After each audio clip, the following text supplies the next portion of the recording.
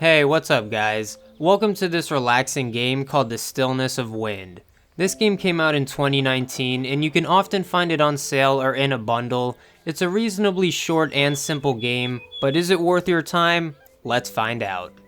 The Stillness of the Wind is very story driven as well as being a slow paced, casual point and click farming sim. This is a very accessible game being on Steam, the Nintendo Switch, and iOS. So you play as this cool grandma living at this tiny village all by herself, and she used to have a family that lived here too. But one by one, they all left the village and ditched their grandma for that city life. Pfft, family, am I right? Although they do send her letters in the mail to stay in touch, but can you believe the nerve of that family leaving this poor old granny all by herself? Luckily, this is a strong, independent granny that takes care of herself, the farm, and the animals all by herself with the occasional visit from that nice merchant. I swear, this dude keeps it realer than her entire family, but for real. These letters are how you'll mostly be taking in the story, as well as some exploring and other dialogue. I don't want to spoil anything, so I'll keep it simple and let you guys find out the story stuff on your own. So, what you'll mostly be doing throughout the day is living that farm life. You know, stuff like planting, watering, and growing plants, milking a goat and turning that milk into cheese to eat and trade with, feeding that goat and making sure I do good trades and make use of my time efficiently, you know, stuff like that. The days go by pretty quickly, so you don't want to waste too much time, even though it can be nice to get lost in that peaceful atmosphere. But this game isn't all smiles. The story and mood can be quite depressing at times, especially in the second half. This is just one of those games that can make you think about life, and in this case, can make you think about family or certain family members.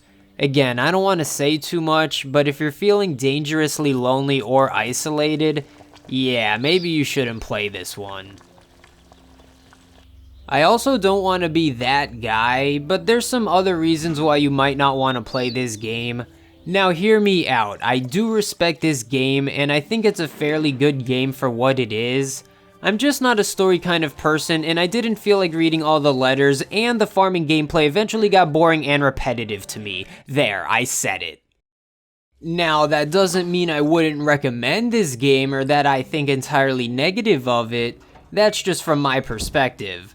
I personally just care more about gameplay than the story most of the time, although I am open to some exceptions, and I did have a good first impression.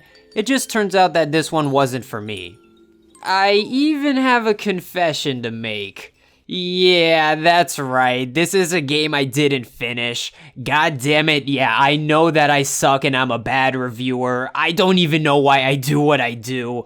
But I did give this game a fair chance in my humble opinion, so get off my back.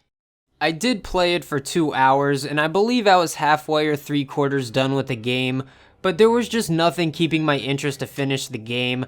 I didn't care for the letters and got bored of the gameplay. Now, I know I do sound like a hater right now, but I would still recommend this game to the more story-focused people, or if this game just looks genuinely interesting to you. It's definitely not a bad game, at least in my eyes. Now, I don't normally like to do ratings nowadays, but in this case, I feel like it can help explain how I feel about this game. I'd personally rate my enjoyment with this game as a 6 out of 10, partially because I quit when I got bored instead of getting annoyed. It just made things easier for me.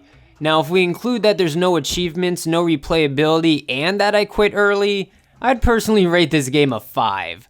But I'd probably rate this game overall as a 7 out of 10 if you take my opinion out of it, because I do appreciate the atmosphere, the chill vibes, the game being polished, and the fact that I got it for only a few dollars on sale, so hey, I can't complain too much.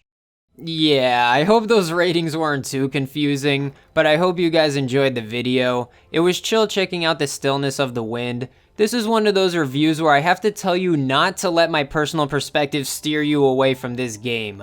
Only do that if you think we'd like the same games, because this game does have many pros to it, like how it's pretty accessible, and it played smoothly with no crashes, at least on PC, as well as having genuinely interesting moments and touching dialogue. Thank you guys for watching this far into the video and making the algorithm like me. I really appreciate it. Please leave a like if you enjoyed the video to support a small indie reviewer, or if you just thought this game looked cool.